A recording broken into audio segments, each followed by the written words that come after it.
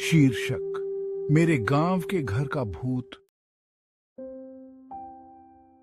शहर की हलचल से दूर एक छोटे से गांव में माया नाम की एक छोटी लड़की रहती थी।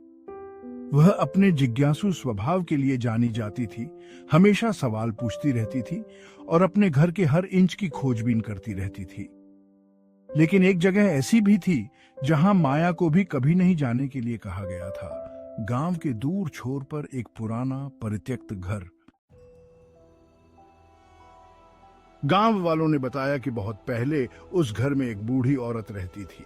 वह मर गई और तब से अंदर से अजीबोगरीब चीजें सुनाई देती थीं। धीमी फुसफुसाहट, कदमों की आहट और कभी-कभी किसी के रोने की भयानक आवाज। बच्चे डरे हुए थे और ज्यादातर वयस्क भी, लेकिन माया उनकी तरह नहीं थी। वह कहानियों से नहीं डरती थी, वह सच जानना चाहती थी। एक शाम जब सूरज क्षितिज से नीचे डूब गया और हवा ठंडी हो गई, माया ने घर जाने का फैसला किया। उसका दिल तेजी से धड़क रहा था, लेकिन वह दृढ़ निश्चय के साथ आगे बढ़ी। जब वह चरमराते लकड़ी के दरवाजे पर पहुंची तो गांव शांत था। एक हल्के से धक्का देने पर वह खुल गया। घर के अंदर बाहर से भी ज्यादा ठंड थी। छत से मकड़ी के जाले लटक रहे थे और धूल ने सब कुछ ढक लिया था। उसके छोटे छोटे कदमों से फर्श की लकड़ी चरमरा रही थी।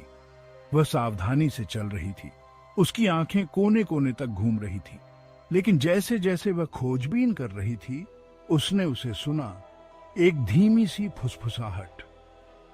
फुसफुसाहट, धीरे से लगभग आह भरते हुए। तुम यहां क्यों आए हो बच्चे? कौन है? मैं इंतजार कर रही थी कि कोई मेरी बात सुन ले। माया डरी हुई होने के बावजूद करीब आती है। माया का दिल जोर से धड़क रहा था, लेकिन भूत डरावना नहीं लग रहा था। उसकी आवाज में कोई गुस्सा या खतरा नहीं था, केवल उदासी थी। माया सुन रही थी। उसकी जिज्ञासा उसके डर पर भारी पड़ रही थी। तुम यहाँ अकेले क्यों हो? यह मेरा घर था बहुत पहले। मैं यहाँ अपने परिवार के साथ रहती थी, लेकिन एक एक करके वे चले गए और अंत में मैं अकेली रह गई। मैं यहीं रही, उम्मीद करती रही कि कोई मुझे याद रखेगा। भागने के बजाय माया वहीं रही। उसने महसूस किया कि बूढ़ी औरत कोई डरावनी भूत नहीं थी। वह बस अकेली थी, एक आत्मा जो किसी की सुनने का इंतजार कर रही थी।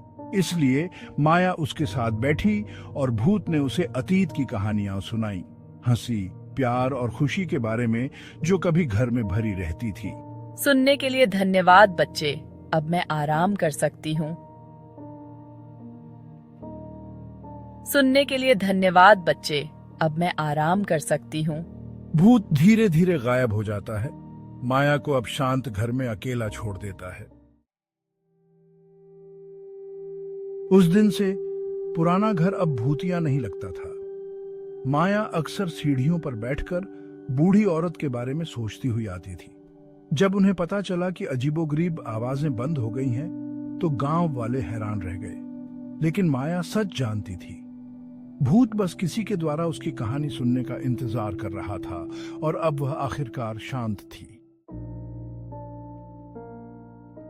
कभी कभी भूत को बस किसी की जरूरत होती है जो उसकी बात सुन सके। एस और वीडियो की लिए सब्सक्राइब। केयर।